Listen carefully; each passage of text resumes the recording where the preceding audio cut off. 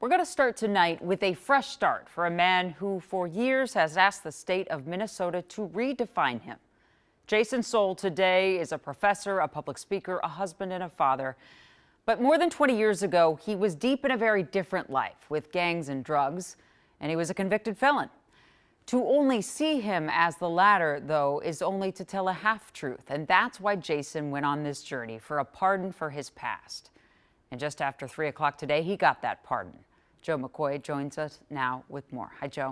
Hey, Jenna. Besides the day he married his wife and the birth of his kids, Jason says this is one of the best days of his life and that a massive weight is lifted off of his shoulders.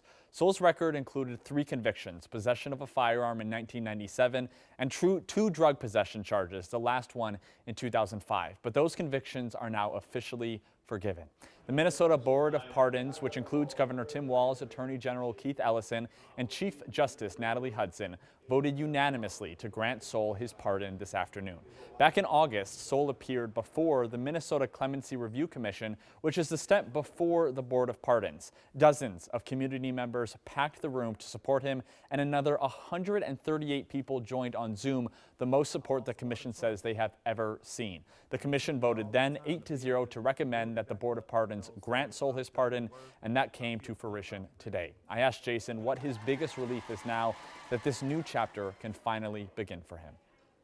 Doors close when somebody do a background check. So you just imagine any place where background checks happen, whether it's at a border, whether it's TSA, whether driving, all the time you got to be held accountable to things that were super long ago. And it was like, I'm grateful to have that weight off my shoulder where I can go out and, you know, be somebody in the room who got the cleanest record now. You know what I'm saying? Like, that's going to be insane.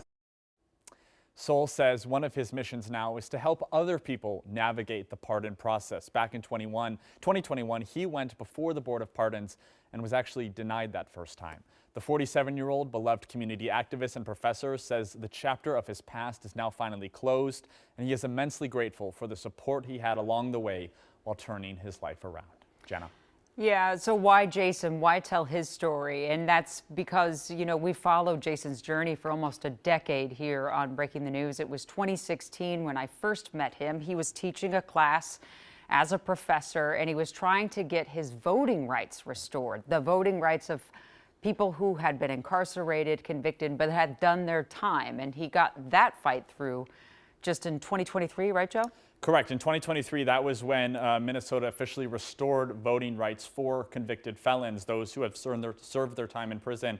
And as you mentioned, Jason was a huge activist in that Restore the Vote campaign. He said that started back when President Obama was running for office, and he was out of prison, but he was unable to vote for him. And he saw, you know, President Obama was a black man from Chicago, just like Jason himself. And it really kind of broke his heart that he was unable to vote for President Obama. So he became a huge advocate in that campaign, and then he was successful in 2023, and now he is continuing to be an advocate for those who are hopefully looking to get a pardon, Jenna.